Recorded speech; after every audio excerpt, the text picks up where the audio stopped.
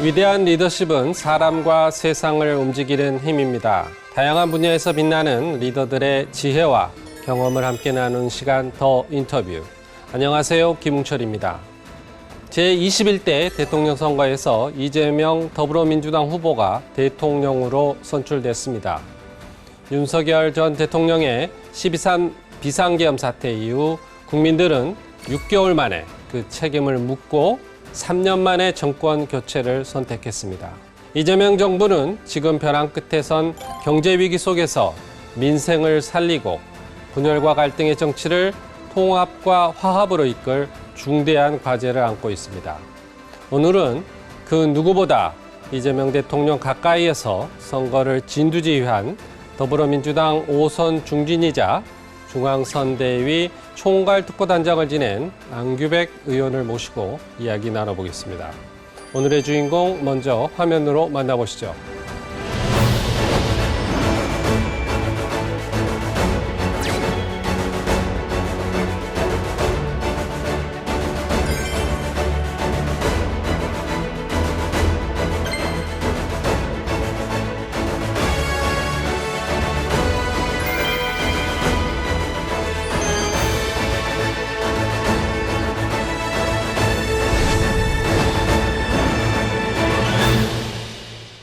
의원님, 예, 이 바쁜 시기에 나와주셔서 너무 감사드립니다. 네, 오늘 이렇게 네. 만나뵙게 돼서 지방자치 TV 시청자 여러분과 함께 이렇게 호흡하고 또 여러 가지 현안에 대해서 논의에 대해서 굉장히 뜻깊게 생각합니다. 반갑습니다. 네.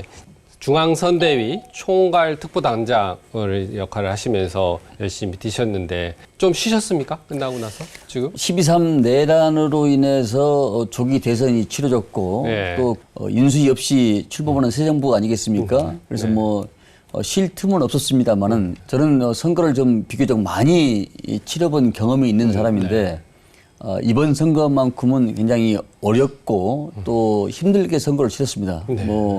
총괄특보단장으로서의 지역과 또 중앙당과 또 지방 지원 유세를 다니면서 저 선거 때도 코가 이렇게 짓누르지 않았는데 코가 짓누러서 터지고 뭐 이런 경험을 했습니다만은 그래도 좋은 결과를 가지고 와서 퍽이나 아주 흡족하고 아주 행복한 시간을 보내고 있습니다. 다시 한번 축하드립니다. 네, 감사합니다.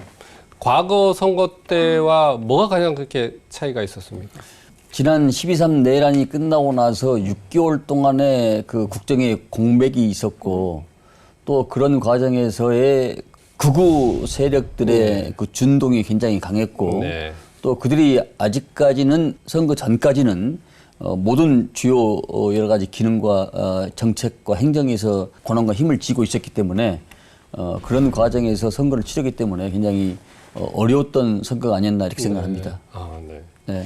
뭐 선거 승리 평가 이렇게 이것저것에서 많이 하실 텐데 초기 출구조사에서는 과반을 넘었다가 최종 결과는 과반이 안 됐어요. 궁금한 게 이 49.42 득표율로 물론 이제 역대 최다 득표긴 했지만 과반이 안 넘었는데 제가 궁금한 게 사전에 민주당에서는 특히 의원님은 과반을 넘을 거라고 예상했습니까? 아니면 이게 굉장히 예상보다 높은 좋은 결과였습니까? 우리 당에서는 압도적 그러니까 몇 퍼센트가 목표가 아니고 압도적 승리를 가져다 달라. 그래야 우리가 개혁과 여러 가지 사회 변화를 탄력성 있게 추진하지 않겠냐 생각해서 압도적 승리를 기원했습니다만 아쉽게도 막판에 여러 가지 고졸 비하 발언 등 여러 가지 그런 몇 가지 악재가 겹쳐가지고 우리가 목표는 좀 도달을 못했다. 그러나 최다 득표를 했기 때문에 그걸 위안 삼고 여러 가지 개혁 작업에 박차를 가할 생각을 가지고 있습니다. 과반이 아니어서 일단은 아쉽다라는 평가를 하고 계신 거네요? 네, 저희들은 압도적 승리가 과반이 넘어서 개혁이 탄력을 좀 붙였으면 좋겠는데 그러지 못해 그런 점이 좀 아쉬운 점이 좀 있었는데 그럼에도 불구하고 여러 가지 악전 고투 속에서 성과를 이뤄내기 때문에 국민들의 준엄한 명령이라고 생각하고 받들고 최선을 다하겠습니다. 압도적 승리 이게는 안 됐다 이렇게 말씀하시는데 과반에 사실상 가깝고 아까 말씀하신 대로 대선 후보 역대 최다 득표. 그렇습니다. 예. 그래서 미국의 그 뉴욕 타임즈 있지 않습니까? 예. 뉴욕 타임즈가 이런 표현을 썼어요. 대한민국 역사상 가장 강력한 대통령의 출현이다. 이런 표현을 쓸 정도로 이게 지금 이 정부의 힘이 많이 쏠리고 있고 또 국회의 의석수도 범여권 합하면 한 192석 되죠. 그렇습니다. 네. 예. 그래서 일부에서는 독주에 대한 우려도 있습니다. 네. 물론 이제 새로운 굉장히 동력을 갖고 일을 해 나갈 거다라는 기대도 있고요. 네. 이재명 정부에서는 모든 것을 바르게 바라보고 또 바르게 생각하고 또 바르게 언행하면서 또 바르게 실천할 겁니다. 그렇기 때문에 우리가 국회에 압도적 다수석을 점유하고 있고 또 행정부까지 정권을 잡고 있지만은 보다 겸손하고 낮은 자세로 할 겁니다. 그러나 네. 지난 3년 동안 이어졌던 그 끈질긴 이재명 후보에 대한 대통령에 대한 그 악마의 시도는 이제 국민들로부터의 심판을 받고 이제 그것이 이제 종지부가 찍어지는 그런 시점이 아닌가 싶습니다. 그래서 우리 국민들한테는 오히려 더 큰 것이 신뢰감을 줬다라고 생각을 하고 있습니다. 예. 예. 사실 새 정부가 생기면 정부 출범에서 후 6개월이 굉장히 골든타임으로 중요하지 않습니까? 그 차를 하고 그래야 되는데 이재명 대통령의 최우선 국정과제 어디다 둬야 될 것 같습니까? 정권 초반에 100일, 그 다음에 6개월도 안 가고? 네, 6개월. 100일의 성과와 네. 6개월의 성과, 이렇게 중장기적으로 봤을 때요. 그 부분에서 있어서 일단 먼저 민생, 네. 먹고 사는 문제가 굉장히 힘듭니다. 네. 저희들이 선거 때 지역과 시장과 상인들을 만나보면 차라리 IMF 때가 더 낫었다. 또 코로나 시대가 더 낫었다. 네. 이런 이야기를 많이 합니다. 네. 심지어 월수 100만 원이 안 된 자영업자가 지금 900만 원을 넘고 있는 월 이런 수입이. 월 수입이 그들의 고통과 그들의 서민들의 아픈 상처, 특히 한가에 빈 공실이 많다는 것은 대단히 시사한 바가 큽니다. 그래서 네. 아마 민생에 올인을 해야 되지 않을까라는 그런 생각을 갖고 아마 무엇보다도 민생을 먹고 사는 문제에 대해서 천착을 하고 아마 깊이 있게 할 것 같습니다. 네. 정부 인사에서 국무총리로 이번에 후보자로 내정된 김민석 의원이 첫째도 민생, 둘째도 민생, 셋째도 민생이라고 총리된 소감을 이야기했던데 그하고 이제 일맥상통하신 이야기네. BC 6세기 경에도 네. 공자도 그렇게 얘기를 했습니다. 네. 족식, 족병, 민신지. 그러니까 족식 경제적인 먹고 사는 문제가 풍족해야 한다. 아, 만족할 쪽에 이제 먹고 경제적으로 풍족해야 되고 국방이 튼튼해야 되고 예. 그리고 국민들로부터 신뢰를 받아야 된다. 이 세 가지가 현 시대를 사는 우리한테도 상당히 시사하는 바가 큽니다. 네. 더더구나 지난 윤석열 정부는 3년 동안 모든 것을 국정의 정치, 외교, 안보, 경제 모든 것을 거의 내팽개치다 하고 진영 논리로 이념 논리로 속에 가둬두었기 때문에 네. 이것을 이제 본 궤도로 올려놔서 먹고 사는 문제에 네. 천착을 하는 것이 저는 가장 근본적인 정권의 어떤 그 역점을 두어야 될 상황이라 생각을 하고 민생 문제에 아마 모든 당과 정부가 총력 질주해야 될 거라고 생각하고 있습니다. 네. 선거 기간 중에 이재명 대통령의 캐치프레이즈 먹사니즘에 해당되는 거죠. 그렇습니다. 네. 예, 먹사니즘뿐만 아니라 잘사니즘, 먹사니즘. 그러니까 그 부분을 보면은 경제부 기자들이 우리 대통령을 가리켜서 네. 이렇게 현실 경제 분야에 해박한지는 몰랐다. 얼마 전에 이제 선거 과정에서 그 증권회사 방문해서 현장 기자들이 그 질문응답 과정에서 예. 본인이 앞으로 대통령이 되면은 5,000포인트를 찍겠다 이렇게 말씀하는 거 보고 또 여러 가지 그 해박한 지식을 보고 네. 젊은 경제지 기자들이 좀 놀랐다는 이런 얘기를 들었었습니다만은 네. 이론과 실제를 겸비했다고 보기 때문에 아마 먹고 사는 문제, 시장 경제 문제에 총력 질주할 거로 생각하고 있습니다. 네. 지방자치TV이다 보니까 네. 지방에 대한 이 새 정부 예. 이재명 대통령의 그쪽 분야에서 해 나가실 과제 이런 부분에 관심이 많은데요. 그 부분은 어떻게 짚어보시겠습니까? 지방이 살아야 도시가 산다. 지방은 우리의 정신적 뿌리다. 예. 특히 지방 분권 시대에 맞춰서 지방을 각 권역별로 특색에 맞게 그 권역의 컬러에 맞게 특히 지역 상품권, 오늘의 상품권은 지역 활성, 경제 활성화에 크게 기여하리라고 생각하고 있습니다. 네. 왜냐하면 그 지역 상품권이라는 것은 그 지역에서 돈을 쓰고 선순환의 사이클을 일으키지 않겠습니까? 네. 그래서 아마 그런 지역 상품권의 활성화 이런 문제가 바로 그런 지역에 대한 경제 활성화 또 젊은 사람들을 지역으로 이렇게 유인하고 하는 네. 그런 기본적인 것이 되지 않을까 싶은 생각이 듭니다. 네. 모든 것은 이제 직장과 이런 것들이 다 수도권에 몰려있기 때문에 이제 네. 그렇게 되면은 수혈이 돼서 지역 경제도 좀 활성화되고 직장도 좀 지방에서 먹고 사는 경제, 직장 또 정주 여건 뭐 이런 것들도 다 이렇게 선순환으로 돌아가지 않을까 생각이 듭니다. 네. 그 지방 분권형 개헌 이 부분도 개헌 작업을 하게 되면은 힘을 쏟으실 예정이신 거죠? 네, 사실 지방자치의 발전 없이 민주주의 발전은 없습니다. 네. 사실 우리나라가 유럽에 비해서 지방 분권과 지방자치 상당히 늦게 출발한 나라입니다. 네. 영국이나 일본 같은 나라는 해적이 판치던 1800년부터 지방자치를 실시를 했고 그의 근간을 둬서 지방 분권, 지자체의 역사가 깊은데 우리나라는 상대적으로 뒤늦게 출발을 했고 또 여러 가지 또 그런 역사가 애국에 비해서 일천하기 때문에 더 빠른 발전을 하도록 지방 분권 시대에 맞춰서 최선을 다해야 된다 이렇게 생각하고 있고 네. 아마 그런 측면으로 그런 방향으로 좀 나가려고 생각하고 있습니다. 네. 오선 중진 의원이신 네. 우리 안 의원님도 새 정부에서 중요한 역할을 맡으셔야죠. 제가 뭐 하고 싶다 하는 건 아니고 네. 이제 여러 가지 전국의 상황과 여건에 맞게 네. 제 역할을 찾아서 하도록 하겠습니다. 네. 네. 기대해 보겠습니다. 네. 네. 의원님이 또 전문 분야가 국방 예. 안보지 않습니까? 예. 네.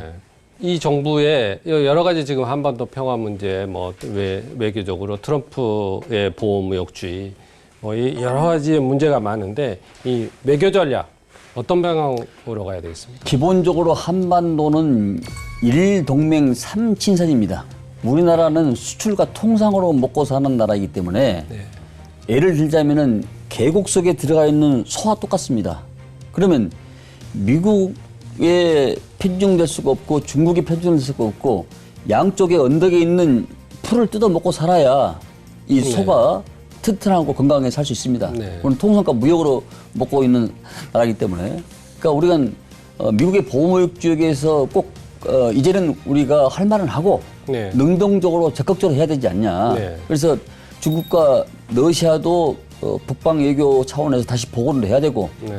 또 미국도 줄 건 주고 받을 건 받고 이렇게 해서 끌려다닌 것이 아니고 능동적으로 주도적으로 왜냐하면 우리가 세계 경제 10위고 또 국방력 5위고 G7까지 우리가 진입할 수 있는 그런 네. 여건을 가지고 있는 나라가 아니겠습니까? 그래서 우리 컬러와 색깔을 가지고서 끌려다닌 것보다는 좀 능동적이고 주도적으로 앞으로 외교와 국방을 펼치지 않냐 그런 생각을 가지고 있습니다. 네. 반드시 북한 핵 문제와 북한 문제의 키맨은 중국입니다. 네.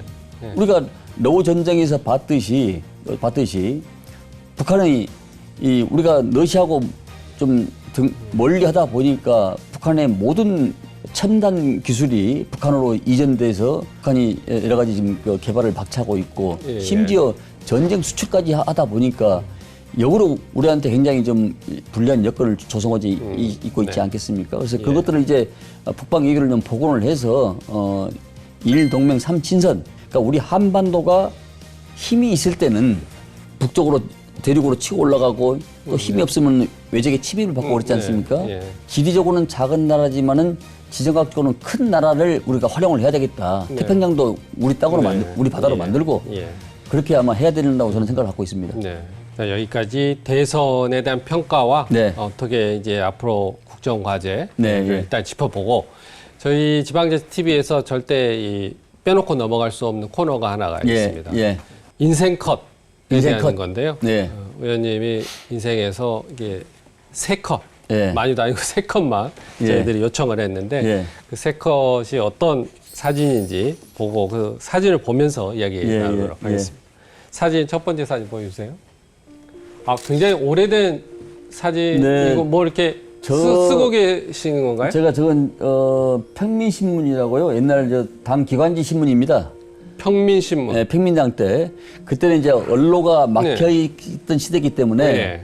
국민들이 많이 세상의 소식을 접하고 정치적인 흐름을 읽었습니다. 그러면 일반 신문들이 있었는데 않습니까? 근데 그게 아무래도 검열이 돼 있는 신문이어서 전두환 민정당 때라서 저게 통제가 있던 언론 보도에 통제가 있던 시대라서 저게 몇 년도? 저게 막 89년도 같습니다. 89년도요. 예. 89년도 서경원 미륵북 사건으로 네, 기억납니다. 네, 그때 보궐선거가 있어가지고 네. 아마 저게 전라남도 영광 우시장이 아닌가 싶습니다. 전라남도 영광의 우시장이요. 예. 그때에서 아마 제가 이제 그때 평민신문 기자로 있을 때 그때 아마 취재한 모습 같습니다. 그러면 저게 이제 평화민주당 당의 당보, 네, 당 기관지라고 평민신문이 예, 당 기관지. 당 기관지. 예. 거기에 공채 일기로 일기했습니다. 예. 입당했다고 합니까? 입사했다고 합니까? 그러니까 그 평민신문은 독립재산제이기 때문에 입당 겸 입사겠네요. 복합적인 요인이 있습니다. 알겠습니다. 보통 대학교 졸업하고 일반 직장 이제 뭐 회사 이런 거 그때는 그랬습니다. 예. 저는 이제 뭐 정치하는 부모 밑에서 제가 성장해서 그런지 모르지만은 호랑이를 잡아는 호랑이 굴에 들어야 된다 해서 그때 대학원을 마치자마자 바로 모집 공고를 보고 시험에 응시를 했었습니다. 그래서 제가 평민신문에 시험을 봐서 합격을 해서 젊은 시절부터 계속 정당에서 활동을 했던 겁니다. 호랑이 굴에 들어가야 된다는 게 좀 더 구체적으로 어떤 의미인 것이죠? 정치를 일찍 시작하려고 했기 때문에 밖에 있는 것보다는 그 속에 정치 집단에 들어가서 훈련도 하고 배우고 또 정치적인 시험도 하고 체험도 하고 겪고 이런 노하우를 쌓기 위해서 일찍 정당에 들어갔다는 얘기죠. 그러니까 이미 정치에 대한 이게 목표가 있으셨군요. 네, 그렇습니다. 전공이 철학으로 알고 있는데. 그러시고. 부친께서 정치를 이미 하셨습니까? 그러니까 1952년도에 1952년도에 초대 도의원 전라북도 도의원을 하셨습니다. 그러셨군요. 그래서 그런 집안 환경 영향 때문에 정치권에 일찍 발을 좀 들여놨죠. 정치에 관련한 피를 이렇게 물려받으신 거네.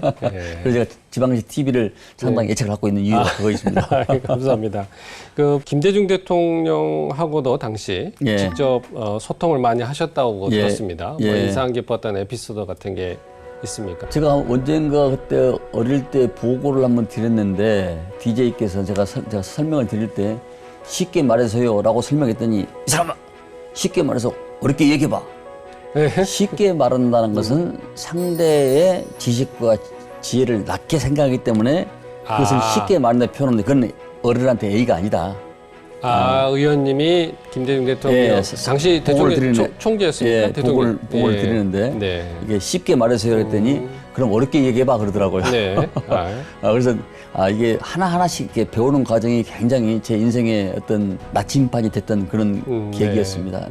이번 선거 과정에서도 김대중 대통령이 이제 많이 대해서 이야기들이 많이 나왔습니다. 김대중 대통령 리더십이나 에서 많이 나왔는데 실제로 경험을 해보시니까 어떤 점이 많이 배울 점이 있었습니까?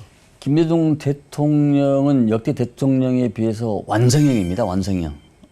완성형 어떤 의미? 그러니까 우리 이재명 대통령은 보면은 성장형 대통령이고 노무현 대통령은 돌파형 대통령이고 문재인 대통령은 좀 안정형 대통령인데 DJ 대통령께서는 완성형 대통령이다. 그때 캐치프레이즈가 준비된 대통령이라는 그렇습니다. 캐치프레이즈를 많이 썼던 것 같은데. 준비된 대통령. 그런 의미에서 완성형 대통령. 그렇습니다. 그리고 본인이 끊임없이 공부하고 침착하고 사실 DJ 대통령은 한 시대의 철인이었고 선각자였습니다.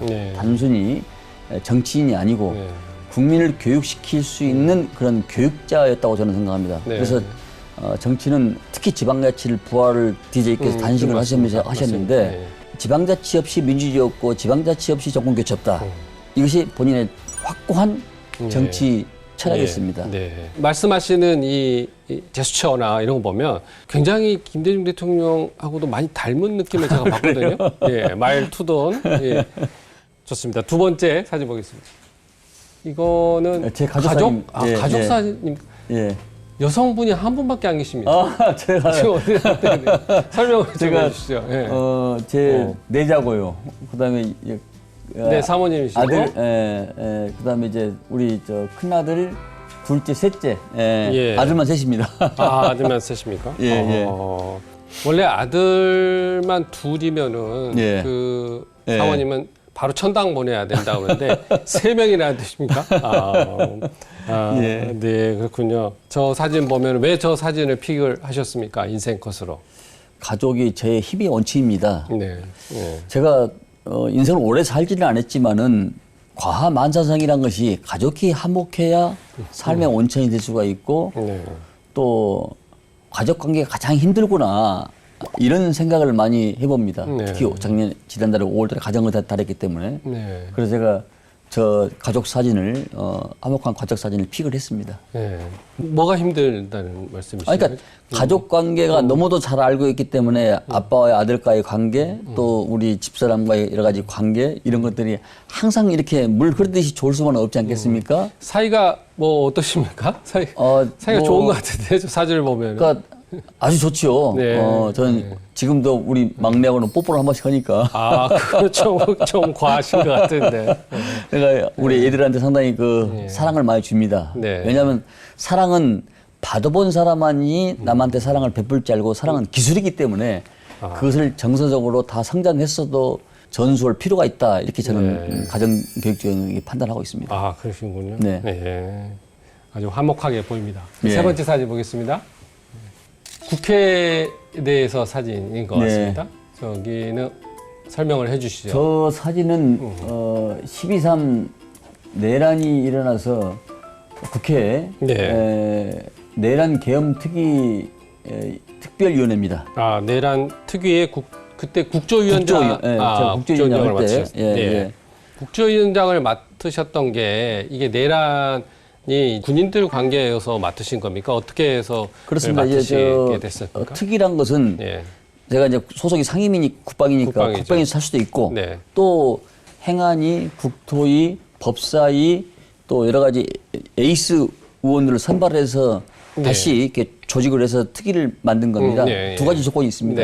10번에 걸쳐서 청문을 했고, 10번. 네, 했고 2달 동안 국민들의 여러 가지 이목과 시선을 집중하면서 그렇죠. 그때마다 이제 내란 세력들이 거짓말하고 위증할 때 저희들이 그걸 여러 가지 증거로 제시를 하면서 뒤엎고 해서 드림팀을 구성을 해서 철저히 파헤친 것으로서 국민들의 평가를 받고 있고 특히 저기서 백미는 조태영 국정원장하고 홍장원 국정원 차장이 마지막 날 밤 11시 한 20분 끝나기 직전에 차수갑이 끝나기 직전에 양쪽 증인을 세워놓고 1분 1답 과정에서의 그게 클라이막스였다 이렇게 평가를 받고 있습니다. 아, 어떤 좀 더 구체적으로 설명을 그러니까 상당히 홍장원 국정원 1차장을 제가 처음 봤는데 상당히 내공과 이 어떤 사람의 어떤 그 스마트한 면이 있더라고요. 내공도 이렇게 보이고.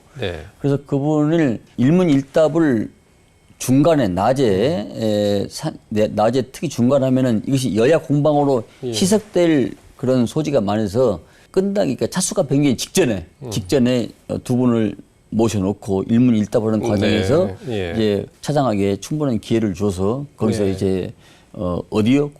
북한 보위부 누구요? 뭐 김일성, 김정은 뭐 그게 좀 이런 화제가 발언들이 됐었죠. 화제가 됐던 장면들이 저기서 나온 겁니다.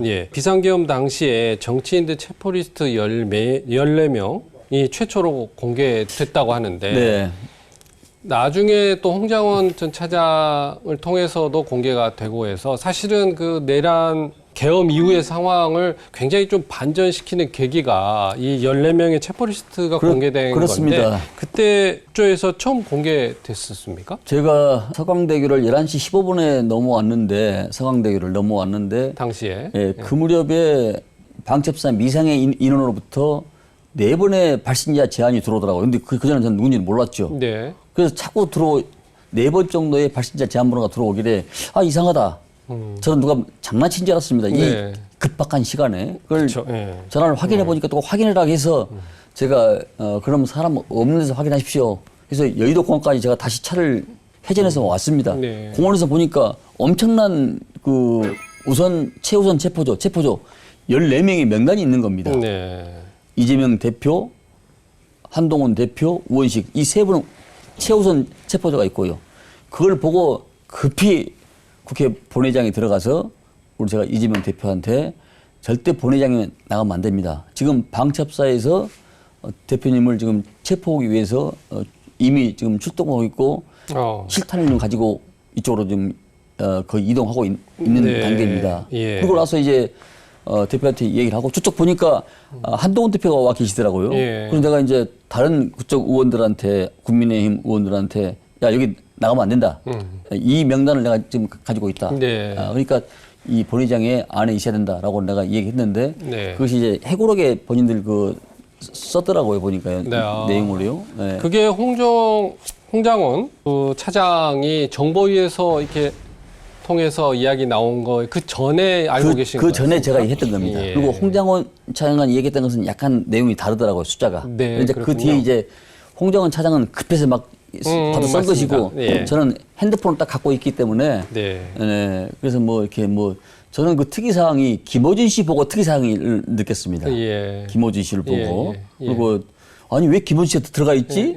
예. 근데 이걸 보고 좀 특이사항을 좀 느꼈는데 가만히 생각을 곱씹어 보니까 야당에 대한 그 제야에 대한 그 적대 세력을 갖고 있고 그것을 자기들 나름대로 제거하려고 마음을 먹었구나 이것을 직감적으로 느껴가지고 네. 제가 국회 본회의장 바로 들어가서 그런 여러 가지 대비를 했던 기억이 네. 생생해서 네. 그것이 이제 하나의 반전의 계기를 맞습니다. 됐다고 예, 생각합니다. 그런 예. 것 같습니다. 예. 아까 홍장원 차장이 좀 멋진 면이 있다고 이렇게 이야기하셨는데 상당 부분의 그 이후에 스타의 반전에 좀 오르신 것도 같고 이 정부에서 뭐 이렇게 참여할 수 있는 부분이 있습니까? 글쎄요, 제가 뭐 그분을 한 번도 안 만나봐서 제가 그까지는 제가 뭐 예. 관여할 상은 그러면 아니니까. 국정조사 때만 이게 만난 거네요, 그때. 그때 처음 봤었습니다. 네, 처음 네, 뵀는데 뭐 기회 되면 한번 제가 만나보려고 합니다. 네, 네. 이번에 선대위에서 총괄특보단장을 하셨어요. 네. 총괄부터 하셨는데 이 총괄특보단장 어떤 역할인 겁니까? 그러니까 우리 이재명 대통령은 상당히 준비를 오랫동안 해온 겁니다. 제가 이 총괄특보단은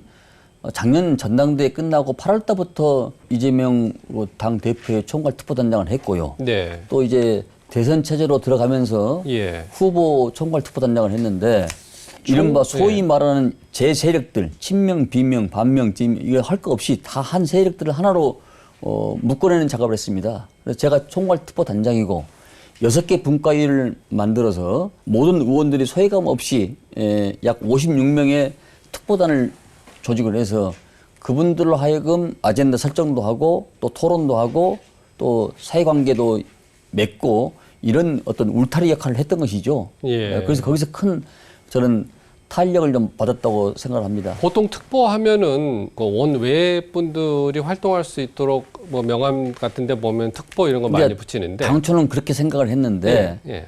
우리 대표께서 이왕 시작할 때 좀 크게 합시다. 예. 라고 말씀하셔가지고 규모를 좀 크게 해서 공부도 하고 또 당의 아젠다 세팅도 하고 네. 또 지역 또 활동에서도 그걸 좀 활용을 했고요. 굉장히 그래서 어느 의미보다도 예. 이름만 걸친 특보가 아니고 명실상부한 특보 활동을 했다 이렇게 평가를 합니다. 네. 특히 대선 기간 동안에는 135만여 명의 네.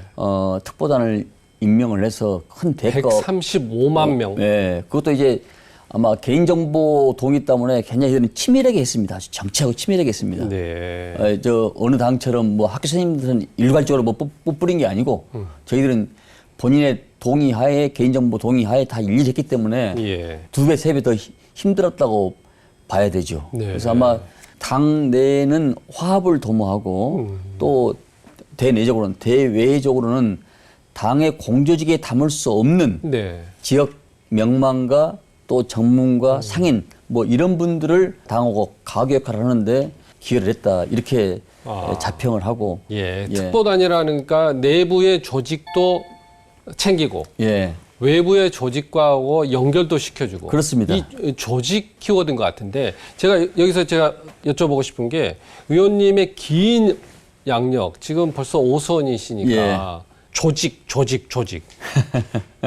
새천년민주당 조직국장, 민주당 조직위원회 위원장, 통합민주당 조직위원회 위원장, 민주당 조직강화 특별회 위원장. 정당의 조직이라는 거 이게 좀 설명을 해주시면은 어떤 역할을 하는 겁니까?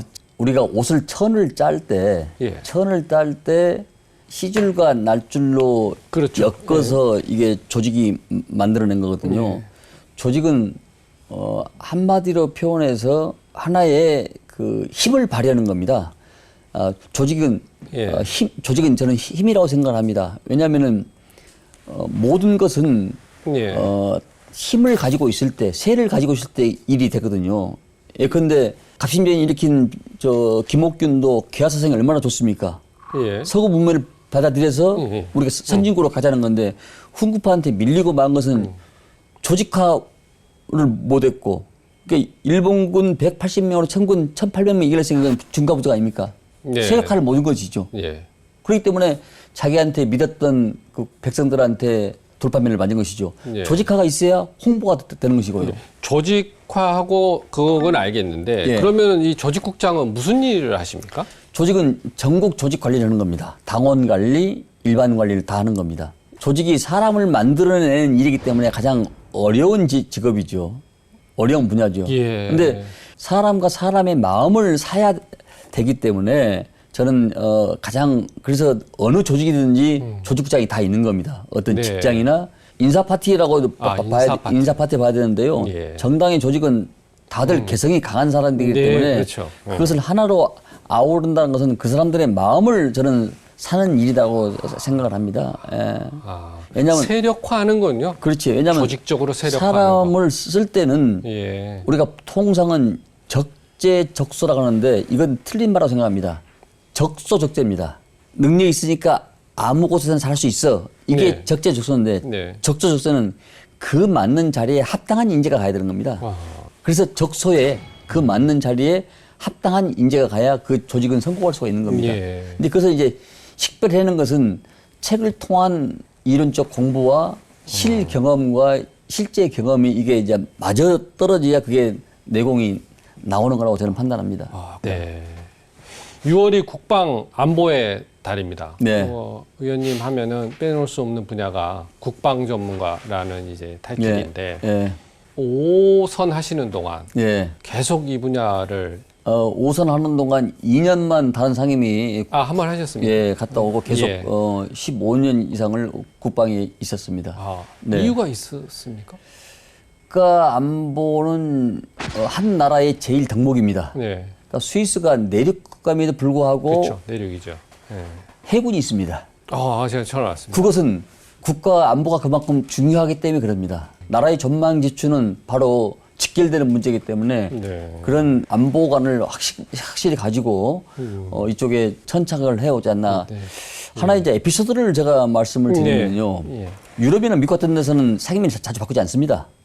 그렇군요. 근데 이 국방 분야는 해군 장군이 육군 용어를 모르고 육군 장군이 공군 용어를 모릅니다. 그만큼 넓고 다양합니다, 이게. 그래서 저는 오래 했던 것 같고요. 그러니까 이렇게 오래 하다 보니까 전문성이 또 길러지는 거고. 작년에 경희대학교, 고려대학교 이런 데서 저희가 교수님들이 우리 지역에 특이한 의원이 계시다. 동네 문구에 한 분야에 접경 지역도 아닌데 다른 상임위 옮기지 않고 5선 하는 동안에 계속 국방임 한 분 계시는데 학생들이 가서 그분을 인터뷰를 해와라. 왜냐하면 한 분야에 오래 하는 것은 그만큼 굉장히 중요하고 우리가 배워야 할 점이다. 그래서 학생들이 과제로 인터뷰도 오고 이런 기억이 있습니다. 그러니까 한 분야를 오래 하다 보니까 아마 헌정사상 가장 오래 하다 보니까 뭐 그런 경우도 있었다 이런 말씀드립니다. 국회의원 중에 헌정사상 가장 오래됐지 한 분야에. 헌정사상 오래됐군요.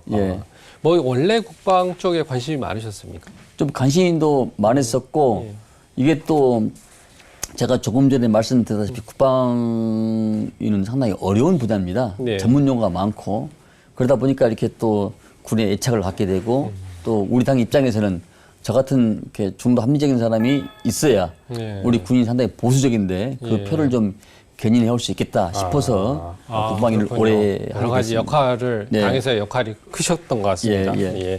18년 동안 자평할 수 있는 성공적인 정책 하나 꼽으라면 뭐라고 할 수 있겠습니까? 당시에는 KFX 보람의 사업이었는데 지금은 KF-21이라고 그러죠. 맞습니다. 4.5세대 최첨단 전투기를 만들어내는 건데 당시는 그 당시에는 기재부나 우리 방위사업청에서 외산을 도입하려고 거의 결정적이었는데 그걸 제가 뒤엎고 제국을 18세기 산업혁명 이후에 제국을 꿈꿨던 나라들이나 제국했던 나라들은 다 기술 선진국들이다. 기술 선도국가다. 그러면 언제까지나 우리가 미국, 일본을 뒤따라갈 수밖에 없지 않느냐. 그래서 힘들지만은 7조 8천억 그 당시에 연구개발비 이거 없어도 우리가 살 수 있지 않냐. 네. 눈에 든 지식은 누가 빼갈 수 없기 때문에 우리가 한번 해보자. 그걸 제가 강력히 주장을 해서 결국은 핵심 4개 기술을 포함해서 우리 성공을 해서 지금 수출까지도 목전에 두고 있는데 그걸 가장 큰 성과로 생각합니다. 예, 뿌듯하시겠습니다. 네. 지금 뭐 보면 K방산 이게 날개를 아주 돛을 단 거 보면은 저도 그런 보람을 많이 느낍니다. 네. 또 한편으로는 12.3 내란 이후에 막 군의 사이가 많이 떨어졌어요. 네, 보면 그렇다 할 수 있는데 군인들의 복지 정책 이 증진을 위해서도 이것저것 많이 이제 준비를 하시고 계획도 하신 걸로 들었습니다. 군은 사기를 먹고 사는 집단입니다. 네. 그래서 우리 군에 지금까지는 병사들의 복지에 신경을 많이 쓰는데 이제는 부사가 간부들의 좀 복지를 더 많이 향상을 시켜서 이제 병사 월급이 205만 원까지 가지 않습니까? 근데 상대적으로 초급 간부들이나 부사관들은 상당히 열악합니다. 당근간 채찍을 같이 주어서 우수 자원들이 최첨단 무기를 다룰 수 있고 그들이 걱정 없이 우리의 국방의 간성으로서의 군인 복무 기본 교육이랄지 또 주택 분야도 우선적으로 군인한테 보급할 수 있는 그런 법안도 많이 내놓고 앞으로 더욱더 군인 복지에 박차를 가할 생각을 하고 있습니다. 그러니까 하사관들의 상대적 박탈감 해소를 그렇습니다. 위해서 노력하신다는 말씀이시죠. 네. 네. 국방 전문가의 여러 가지 국방에 관련한 말씀 잘 들었습니다. 예. 근데 이제 국회의원이시잖아요. 국회의원에서 절대 빼놓을 수 없는 지역구 관리를 제일 중요하지 않습니까? 그래서 지역구 이야기 잠깐 해보는 지금 동대문구 자랑 그리고 가장 인상에 남았던 거 성과 뭐 이렇게 이야기할 수가 있을 것 같은데 제가 이제 좀 종합해서 말씀해 우리가 주시면 동대문의 사통팔탈이라고 표현을 합니다. 동대문구를요? 교통의 유지. 제가 이제 국회의원 되기 전에는 거기서 7개 정도 지하철 노선이 다녔는데 지금은 천안 급행, 그다음에 강릉 KTX, 우이 신설, 그다음에 경춘선 5개가 지금 증편이 됐고요. 신설이 됐고요. 앞으로 KTX, 동북선, 간북선 이게 5개가 되면 노선이 확정이 지금 공사를 하고 있습니다만 그럼 17개가 다닙니다. 7개 노선에서 기존에 17개 노선이 다닌다는 얘기죠. 그래서 교통의 허브, 청량리역을 중심으로 그래서 청량리역을 중심으로 GTX BC가 다니기 때문에 청량리가 핫플레이스가 돼가지고 기본적으로 숲도 있고 또 전통시장도 있고 또 홍릉의 연구원도 있고 뭐 이러기 때문에 과거와 현대가 공존하는 그런 도시입니다. 그래서 교통이 편리하기 때문에 젊은 청년들이 유입이 가장 최근 들어서 많이 늘어나 있어가지고 정치적인 지형이 많이 좀 변했다고 볼 수 있습니다. 지금 청년 말씀하셨는데 좀 특이했어요. 제가 이게 검색해갖고 좀 조사하다가 지역 청년 멘토로 이게 활약을 하고 계신다는 이게 어떤 이야기입니까? 청년의 미래 세대한테 어떤 기회 제공을 주고 그들이 기존에 내가 경험했던 것을 미래 젊은 세대들한테 좀 멘토 역할을 해주고 있기 때문에 어떤 기회에 그런 거를 많이 하고 있습니까? 아니면 뭐 그러니까 정기적으로 어떻게 자리를 한 나라의 미래를 보려면 청년의 눈을 보면 알 수 있다는 말이 있듯이 그래서 제가 청춘 애찬 그런 모임을 만들어서 거기서 배출한 숫자가 뭐 한 300명 이상 됩니다. 이 어떤 모임입니까? 그러니까 토론도 이야기도 하고 운동도 하고 또 그것이 계속 등산도 하고 또 매주 어떤 팀들은 꾸미꾸미 모여서 청소도 하고 뭐 이런 것들이 계속 이어져 가기 때문에 그들이 이제 45세가 되면은 오비로 넘어가고 또 새로운 세대가 수혈이 되고 그것이 이제 언론인, 법조인, 뭐 지역 상인 무관하게 다 장르를 넘어서 그러니까 모든 장르를 넘어서 초월하기 때문에 각기 직업이 다르지 않습니까? 그러니까 이게 상당히 친하게 느낍니다.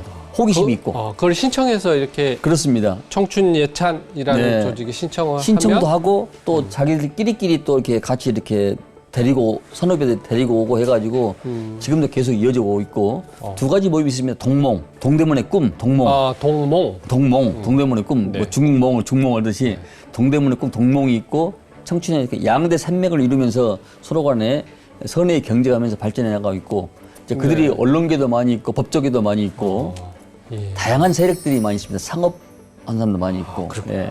이 분야에서도 의원님은 조직 전문가로서의 그렇습니다. 역할을 예. 톡톡히 지금 해내신 것 같아요. 근데 유무형으로 큰 힘입니다, 그것이. 예. 그래서 다른 의원들도 이걸 벤치마킹을 많이 하려고 지금 또 하고 있고 하려고 있습니다. 네. 참여한 사람들이 지역구에서 굉장히 이제 지지 세력으로 활약을 그것이 하겠네요. 이제 저희 지역 80% 이상 되고요. 80% 이상 되고요. 예, 예. 나머지 20%는 이제 외부에서도 온 사람도 있고 80%는 저희 지역에 주소를 둔 사람이기 때문에 굉장히 여러 가지 다중적 다의적 의미가 있죠. 아, 알겠습니다. 저기 직접 시민으로부터 의원님한테 네. 질문을 하는 시간을 갖겠습니다. 예, 예. 안기백 의원님 안녕하세요. 경동시장 상인회장 김영백입니다. 방송을 통해 인사드리게 되어 영광입니다. 우리 경동시장에 지금까지 50억 이상의 현대화 사업이 이루어졌고 그 덕분에 공중화장실, 노전선 교체, 햇빛 가리개, 화재 알림 시설 등이 설치되며 시장 환경이 크게 개선되었고 상인과 모두 안전하고 쾌적하게 시장을 이용할 수 있게 되어 상권이 점점 활기를 되찾습니다. 안 의원님께서 늘 발로 뛰며 현장에서 답을 주시니 상인의 한 사람으로서 진심으로 감사드리며 앞으로도 저희 전통시장에 꾸준한 관심과 애정을 부탁드립니다. 그리고 의원님, 새롭게 출범하는 정부에서는 전통시장의 생존과 자립을 위한 정책을 어떻게 준비하고 계신가요? 특히 경기 침체와 물가 상승, 온라인 유통 확산 등이 어려움을 겪고 있는 전통시장과 골목 상권 상인들을 위해 구체적으로 어떤 지원책과 보호장치를 마련하실 계획이신지 듣고 싶습니다. 답변이 만만치 않으시겠습니다. 아이고 우리 예. 화면의 영상으로 우리 저 김영백 회장님이십니다. 김영백 회장님이 너무 잘하시는군요. 네, 반갑습니다. 네. 저분 선친도 저희 당원이셨고요. 그래서 아주 반갑습니다. 경동시장은 제가 누구보다 직접 챙겼던 것이고요. 경동시장 일대를 중심해서 11군데 전통시장이 있습니다. 그러니까 경동시장만 50억이고 네. 다른 시장 다 합쳐서 약 700여 원의 그 전통시장 활성화 경비를 제가 예산을 확보를 했던 기억이 납니다만은 그래서 아마 그 상인과 고객들이 아주 안전하게 오갈 수 있고 영업하고 장사하시는데 소홀함이 없는 그런 공간으로서의 만들었던 것입니다. 그래서 제가 어느 때보다도 지금 전통시장이 어려운 시기이기 때문에 좀 더 활성화할 수 있도록 앞으로 더 상인들하고 더 깊은 관계를 유지하면서 상인들의 그 체온과 호흡을 느끼면서 저는 항상 성장하고 있다고 생각을 하고 있기 때문에 상인들이 모든 곳에 소속들이 친근감을 가지고 하고 있습니다. 또 지금 제가 이제 못 여쭤본 게 있을 수 있으니까 이 지역구에서 앞으로 계획이라고 할까요? 앞으로 어떤 부분을 또 중점적으로 지금 생각하고 계시는 부분이 어떤 부분이십니까? 저희 지역이 제가 조금 전에 말씀드렸다시피 현대와 과거와 공존하는 그런 공간입니다. 그래서 청년 세대가 또 많고 또 노인 세대가 많기 때문에 그 특화에 맞게 더욱더 그 분야에 좀 더 예산을 더 투입하고 정책적인 방향으로 좀 나갈 생각을 갖고 있습니다. 특히 저희 지역이 지금 전통시장이라는 게 약 한 5천 군데가 지금 넘습니다. 중소상공인들이. 5천 군데. 예, 한 지역에. 그러니까 경동시장, 양령시장, 청과시장, 야채시장, 도라지시장, 뭐 수산시장 11군데가 넘습니다. 근데 그 상인들의 가보면은 5천 가지 이상의 요구사항이 있습니다.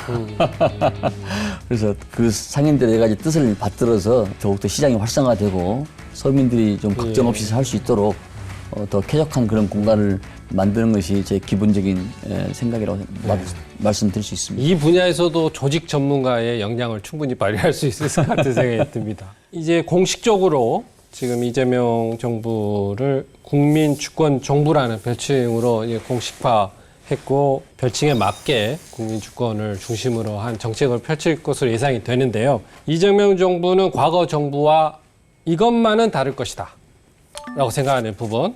네. 그 과정에서 나는 이렇게 하겠다. 포부와 함께. 이재명 대통령은 대선 기간 동안에 통합의 정신, 화합의 정신, 소통의 정신을 누차에 걸쳐서 말씀을 하셨습니다. 네. 대통령은 크게 통합하는 사람이다. 네. 그래서 큰 대자 통자 대통령이다. 이런 말씀을 유세 과정에서 수차에 걸쳐서 네. 말씀하시기 때문에 네. 우리 시대에 가장 중요한 것은 지금 양극화 해소와 통합이라고 생각을 합니다. 그래서 아마 국민들을 하나로 묶어내는 네. 그런 통합을 해내지 않을까라는 그런 생각을 갖습니다. 네. 또 무엇보다도 온갖 400여 번에 넘는 그런 압수수색을 당하지 않았습니까? 네. 그런 고초와 고난을 겪는 어떤 성장형 정치인이기 때문에 아마 그런 점도 잘 파악을 해서 민생을 살리고 통합을 하는데 역진하리라고 생각을 하고 있습니다. 저도 대통령의 통치 철학에 맞게 부합하게 정책을 펴는 데 있어서 미력한 힘이나마 일조하려고 생각하고 있습니다. 네. 중요한 역할을 맡으실 거 소문이 많습니다만. 예.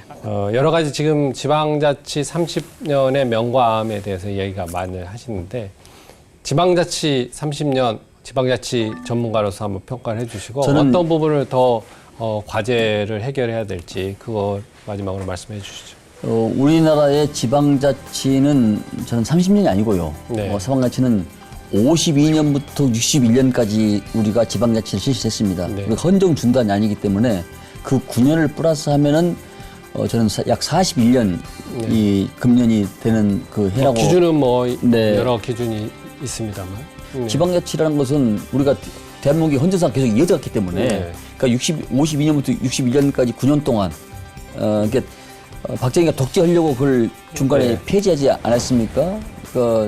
특히 전쟁 중에도 지방자치를 했습니다. 우리가 이게 그 역사가 굉장히 우리한테는 소중합니다. 박정희가 독재와 부정선거를 지방자치 있었기 때문에 그걸 모두에서 그걸 없애버렸는데 네. DJ가 단식을 하면서 한 것은 지방자치 없이 정권 교체 없다. 예. 이런 판단에서 지방자치를 부활을 했던 것이거든요. 예. 그래서 예. 이제 이제 새로운 부활돼서 한 지가 30년이고 다 합치면 이제 40년이 약간 40년 되는데 지방자치를 더욱더 이제 그 우리 국민들이 깊이 이제 지방자치에 대해서 많은 경험을 이제 쌓고 또 지방자치가 이제 본 궤도에 저는 이제 우리가 달리고 있다고 생각을 합니다. 그래서 거기서 이제 우리가 당근과 채찍을 더해서 지방자치가 좀 뽑히는 그런 지방 문권이 활성화돼서 지방화 시대를 더 앞당기는데 이재명 정부에서는 더욱더 매진해야 될 거라고 생각하고 있습니다. 네. 네. 위원님도 함께 같이 매진하실 것으로 기대하겠습니다. 네, 네. 예. 새 정부가 우리 대한민국을 더욱 새롭게 발전시키는데 잘 이끌어 줄 거라고 생각을 하고요. 우리 의원님도 그 과정에서 큰 일을 맡으실 거라고 기대하고 파이팅 하겠습니다. 네, 많이 응원해 주십시오. 네, 예. 네. 오늘 여러 가지 좋은 말씀 감사드립니다. 네, 감사합니다. 네, 고맙습니다.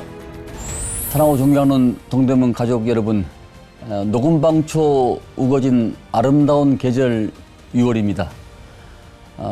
여러분들의 여러 가지 어려운 여건 가운데서도 항상 저에 대해서 큰 울타리가 되어주시고 보시 대중에 다시 한번 감사를 드립니다. 12.3 내란을 거치면서 우리는 느낀 게 있습니다. 좋은 정치 없이 좋은 세상 없다. 정치가 좋아지지 않는데 세상이 좋아질 리 없습니다.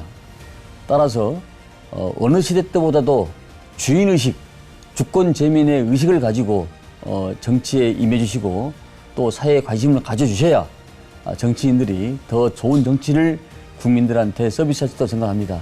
다시 한번 이 기회에 인사를 드리기 위해서 굉장히 기쁘게 생각을 하고 저도 앞으로 지방자치 TV에 자주 출연을 해서 우리 지역과 지방자치 관심 있는 분들한테 여러 가지 소통과 또 기회를 갖도록 그렇게 하겠습니다.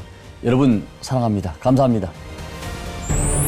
21대 이재명 대통령 당선의 중추적 역할을 한 안규백 의원님과 다양한 이야기 나눠봤습니다. 안 의원님의 인생 여정을 따라가면서 제가 느낀 것을 한마디로 하면 소리 없이 강하다입니다.